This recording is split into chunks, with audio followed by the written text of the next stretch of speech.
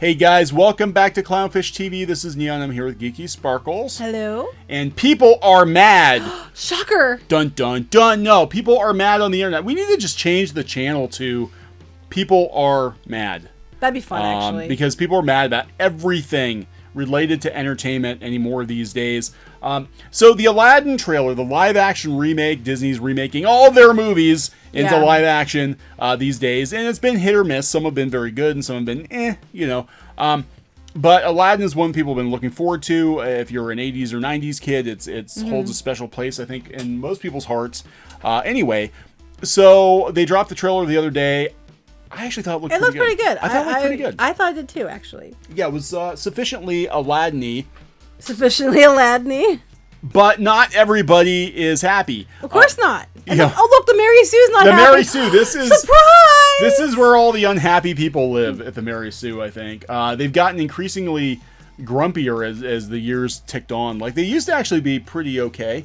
They've always had a feminist bent. We used to actually get along pretty well with them. You know what? They actually have written articles about us on the Mary Sue. And they were nice ones. That will never happen again. Ever. So, sorry, Mary Sue. But yeah, people are not happy about Aladdin. This is coming from Rachel Leishman. The first teaser trailer for Aladdin hit the internet last night, and everyone had something to say about it, as they should. A lot of what they had to say was not happy. Not where I was at. Not where I was at. If you go out to Google News and you check most sites are actually kind of, like, hey, this actually looks why they were decent. mad. They really had to reach for this one, I think. This is a real reach on this We'll one. We'll get into this, and this again goes back to not being allowed to pretend anymore. So this is a treasured movie from our childhoods, and there's already a lot of controversy surrounding the Guy Ritchie directed film. That's right, because we don't like Guy Ritchie. The Mary Sue doesn't like Guy Ritchie. The biggest being that the film's Princess Jasmine is not being played by an actress of Middle Eastern descent. Okay. So Naomi Scott will take on Princess Jasmine, and she is of Indian descent. Okay. Being that Aladdin is set in what would be real-life Baghdad, we were obviously put off by the fact. I was obviously put off by the fact. I personally was obviously put off by the fact and had to write an article about it. Well, I kind of don't blame them because, I think it was really shameful that they cast Will Smith for Genie instead of hiring a real genie. I know, right? That was really insulting and insensitive to genies. All of the magically abled people out there that want to break into Hollywood. Right. And they're just stuffed in their little lamps waiting for a chance to break out, and they bring this freaking Hollywood A-lister in to take their part.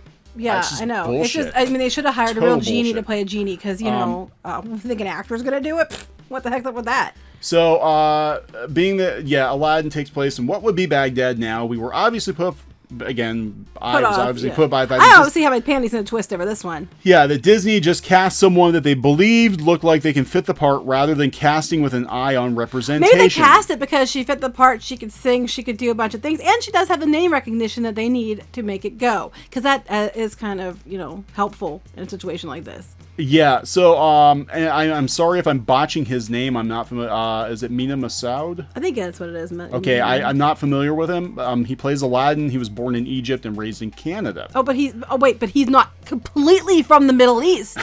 Right. He might have been born there, but he wasn't raised there. So I have problems with that. They should have hired someone who lives there now, who grew up there, and who is currently, from the Middle East instead of someone who's from Canada. Will Smith plays the genie. Which, again, wasn't a real genie. So we've got people giving their opinions on Twitter. We've got this random person here, Sarah Panahi. Again, I apologize if I can't pronounce your name. I really want to be excited for the live-action remakes of Aladdin, but then I remember a half-Indian, half-British actress was cast in the part of Jasmine. There are plenty of Middle Eastern actresses out there. Give us some representation. But maybe they auditioned these people and they didn't think they could carry it. That could be. I don't know. Okay, whether the concerns were about the actors or the aesthetic choices, the new trailer brought a lot of anger out in fans of the original film. Actually, I did not see all this, but what's their angry tweets? This is Hamish Steele at Nottingham Comic-Con. What if Aladdin, but every shot was busier and less clear? Actually, I think it looks pretty much shot for shot, but the thing is that you're comparing a live-action film to an animated movie. You can get away with, isolating the characters like this, I think, a little bit more. I don't know. I mean, I thought And the if it Cable looked Wonder more looked like, good. I thought if it looked more like the original, they'll be like, "Oh, it's copying too close to the original." Like, you're not gonna win. There's no way to win. yeah. Well, it's kind of like Beauty and the Beast, where it was recognizable, and the movie was mostly it was beat for beat from the original film. But they did make some changes to it aesthetically to mix it up a little bit, and they made some changes to modernize things. And I imagine that's the way that Aladdin's going to be too. What other people say? From casting on, Aladdin has many issues. This is like one person. This is like Well, no, he's one probably. person. I think he's gonna say more. Okay, this is where we're going to go here. But apparently Disney is also using a rhyme that Terry Rossio wrote without any acknowledgement that Terry and their writing partner wrote it. Yeah, we were gonna mention this actually. It's his. They didn't do research. Terry is a he. He actually worked on Pirates of the Caribbean movies too. So strange that literally the only word spoken in the new Aladdin trailer happens to be a rhyme that my writing partner and I wrote, and Disney offers zero compensation to us. Not even a T-shirt or a pass to the park. Okay, we're gonna talk about that in a minute. And there, So people are upset because of the lack of other characters. Where's Genie, Jasmine, Raja, Abu, Razul, the Sultan? Yeah, because it's called a teaser. Yeah. For teaser, people are already up in arms about the changes Disney is making in the live-action version. For instance, the fact that the cave is a completely different animal. It's not the same cave. Who told Disney that a lion and tiger were interchangeable? Well, Disney, since it's their piece. Just saying. They even changed Aladdin's costume. Why? I'm still mad they put a shirt on under Aladdin's vest. It feels like a direct attack. Wait, what? Aladdin comes out in May of 2019. If these initial reactions are anything, it's going to be a long journey to those Arabian Nights. They better make Raja perfect. How dare they? How dare they? Because you know what? It's your childhood movie. It's something that matters to you. So you better not mess it up. Like Star Wars or maybe She-Ra. People who think those are messed up are just, misogynistic trolls. But don't mess with my Aladdin. He's wearing a shirt under the vest. Oh my God. Could they attack us anymore? This is Naomi Scott. This is who's going to play Jasmine. So I don't know. She looks like Prince. Oh, let's go see what people are saying on her Twitter. I'm afraid. I'm really afraid, Naomi. Power Rangers 2 sequel. Oh, was she in Power Rangers?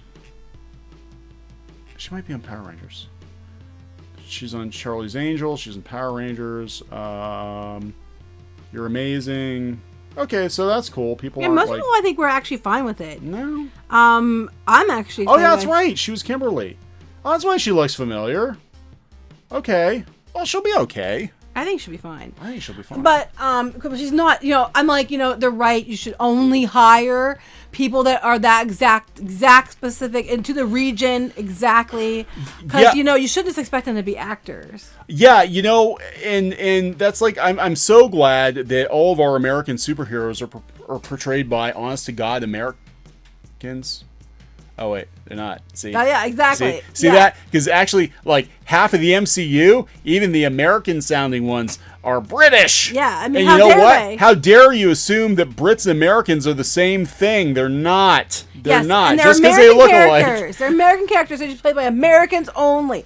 I'm like, how stupid. But Tom Holland this? is freaking fantastic as Peter better. Parker, and he got the accent down, and he's right for the character. It's called pretend, people. It's called Let's Pretend. This isn't, I don't know. So that's one drama issue. Now we're going to talk more about Terry Rossio. Yes. Rossio, I'm sorry, who has worked for Disney for years. This is coming from Cartoon Brew. Aladdin writer unhappy that he was excluded from and not paid for Disney's live-action remake. We'll talk about this because this is pretty much par for the course. Yeah, that's it. And he admits it. And I'm not saying it's right. I'm just saying that this is normal. how business as usual. Next May, when you buy a ticket to see the new Aladdin, it might be worth remembering that the animation artists and writers who created the Disney characters and stories aren't receiving anything for their efforts. Not even a t-shirt. But they actually did get paid pretty well back in the day. It's all perfectly legal, and it's an example of how animation creators have less protections in the film industry than any other group working in Hollywood. That probably is true. Yes, but it is legal. And we'll explain why. But first of all, this person did not create the character of Aladdin. No, it was adapted from adaptation. He was mad because they used his poem. I'm like, okay, and I can understand that. I do. I'm not. It sounds like I'm mean, but I'm not. But this is how it goes. I mean, anywhere you work, if you're doing this stuff, you are work for hire. Yeah. Explain. You want me to explain? Yeah, because you do it more than I do. Okay, so for the most part, unless it's in your contract is everything. And there are people working in comics and working in animation who have contracts that have clauses that say they get royalties, or projects I've worked on before where they said you get royalties if they hit certain sales thresholds or whatever. I know there are folks working for like Marvel and DC that if they're working on high-profile books, they'll get royalties. Normally, Disney, it depends on the project. I think if you're a showrunner, like Hirsch on Gravity Falls, you're gonna probably get paid for the rest of your life. Not just that; it was his own creation too. Right, so, right. You know, I'm sure he was a different deal worked That's out a different deal. Yeah. Than If you're just working in the animation department or you're hired, for the most part, you're gonna be work for hire. It's really, I mean, this sounds degrading. It's not meant to sound degrading, but you're making hamburgers for the Walt Disney Company or whatever studio you work for. Like, you don't get a royalty. Like, you made Big Macs, and you might have made the best damn Big Macs ever, and the McDonald's sales might have gone through the roof at that local McDonald's, but when you quit, they're still going to make Big Macs, and you're not going to get paid every time somebody buys Big Mac that you did not make. Right. You know, it doesn't work that way. And you run it into another, like in other businesses, like you mentioned McDonald's. I mean, Neon's had jobs where he had to come up with whole ideas, and they ran with it. And the person that in charge took credit, got company awards and everything else, and you got a big fat nothing. Actually, you got a nice layoff like a year later. I did. And they took all your work, all the credit, and there's nothing you could do about it because you're for hire. And you're for hire. You run into it with freelance jobs all the time, regular jobs all the time, and that's just the nature of the beast. If you don't like it, don't agree to it. Yeah, and that's understood up front. I mean, this is why we see this with younger animators, younger cartoonists, younger comic book artists who think that they're going to get some kind of like lucrative royalty deal and they're going to get paid top page rate right out of the gate. And really, those kinds of deals you have to work your way up to. Now, Terry here, worked for Disney for years. I mean, he worked on, he, like I said, I believe he worked on, I'll follow the article, but I think he worked on Pirates of the Caribbean. He's worked on some other projects. He might actually get royalties off of those projects. I don't know. And this is a different time too. This was done, early 90s, right? Yeah. Because he goes on to say about how he co-wrote the screenplay with his writing partner Ted Elliott, and directors Ron Clements and John Musker. Yep. They're in the current situation because the Animation Guild, which has traditionally represented animation writers, hasn't been able to negotiate the same comprehensive benefits, again, your contract, for screenwriters as the Writers Guild of America, which represents live action screenwriters. Right. So it comes down to the contract. It said if Aladdin had been a live action film and Disney was remaking it in any other form, he would have been certainly given a profit participation in the remake. Right. Which is true. I mean, that's what, film is more lucrative. Animation, again, like, you get Alex Hirsch, you get Matt Groening, you get these guys who work on these, huge animated series. They're going to collect a paycheck probably forever because it was in their in their contract. I mean, we're not saying it's right or wrong. I mean, it really is a crappy thing to do. I'm not going to lie. It's crappy, but that's how it is. But that's how it is. And I mean, know it going into it. And it sucks that, it is that way. You need to know that going into it. And same with comics. Like, if you're going to work for Marvel and DC, unless you're like a top tier artist, chances are you're not going to get royalties. Right. I was going to say, or if you're working for somebody and they're picking up your story and it's your thing and you have it negotiated into your contract, you're most likely they're just going to take it. Yeah. I mean, if you're working at Disney now and you come up with this great idea and they decide to use it for something, you don't get you don't get royalties forever unless you had something negotiated because you did the work. Basically, the way you look at it is you were an employee of the company at the time. What you do becomes property of the company, and that happens. All the time. I mean, everything we do we run into this. Yeah, I mean, that's kind of the way it is, and even with shows like Gravity Falls or whatever, the showrunners, actually get a very small percentage of the return. I mean, as I understand, they're paid a salary, and then they get like a percentage of, revenue from. A lot of times it just comes from merchandise or whatever. But absolutely, Disney is going to take lion's share. But then they also bankroll the entire Tiger's share. Or Tiger share, because they don't know the difference, right? I mean, that's just the way it works. And again, this is why I think it's more and more important for people to look at. If you want all the money, look at creating your own projects, but also be aware that your marketing, dollars are not going to be what Disney has, right? So you're not going to be able to get your project out there in as big of a way that they could, But the flip side is you own all of it. But you might own dozens of dollars versus, you know, millions of dollars. I was thinking of other things, like they do all these reboots and stuff, and not all the time do they do the reboots, the original people who created things get money or credit or anything. You know, this is just normal. I can't stress enough how often this happens. Yeah, and I think he's maybe trying to use the opportunity to call attention to this because he has worked in live action. Yeah. And so he's seeing those royalty checks, you know, from his live action projects. Those situations are uncommon for screenwriters. It's familiar for any artist working in animation. True. Or just comics in general, or any kind of freelance. The Animation Guild represents all the Disney animation artists who created the original film, and none of the original artists will receive additional compensation for the remake. And they won't. And this is normal.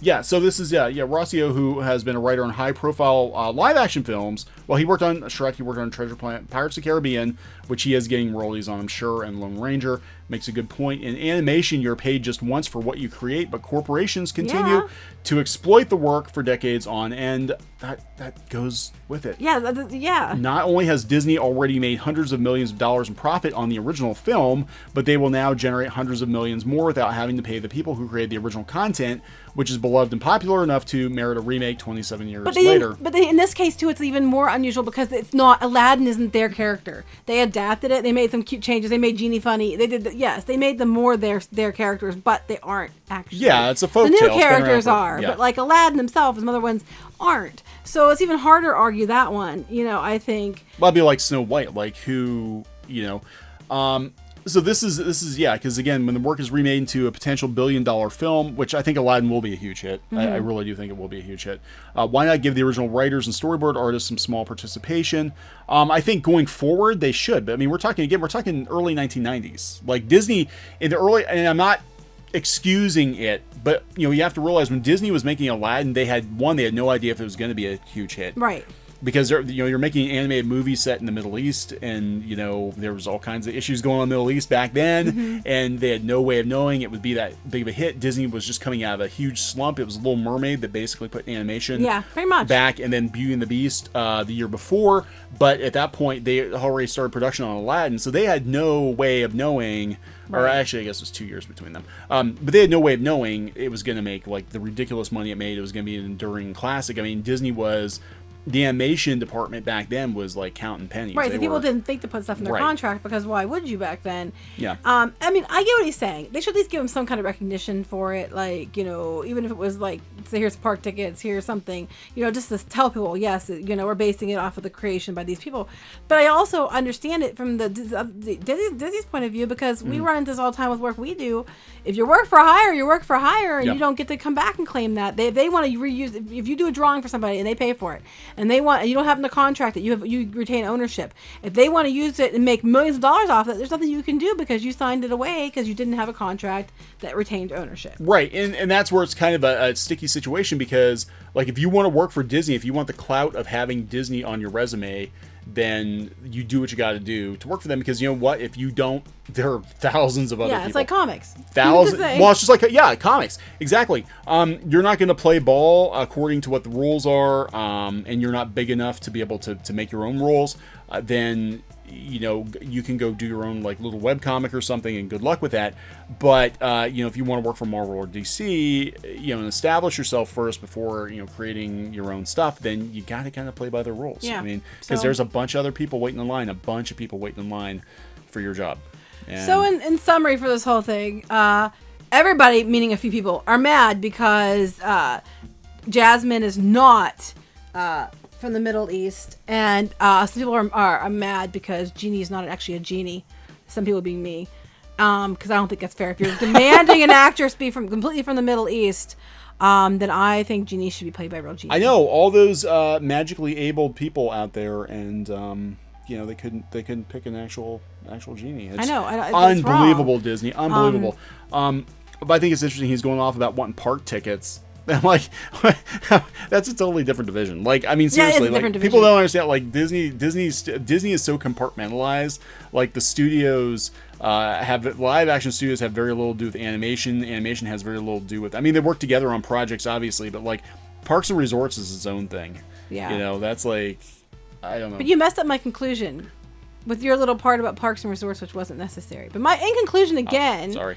and I will continue this, is about, we wrapped up with the part about Jasmine, and then the other part was just this, and it sucks, but sometimes if you're work for hire, you don't get compensation, extra compensation down the road. Even if they make it 100 times over, and they make $1 million each time, or $millions each time, you still get compensation. Get it in your contract when you start. Yeah, and don't expect to get the good contract when you start either, and that's a huge mistake we see with all these people, coming out of art school. They think they're going to get the best gigs, that they're going to be set for life, and they're going to get top page rates on comics, and they're going to be a showrunner right out of art school. And only certain people get that.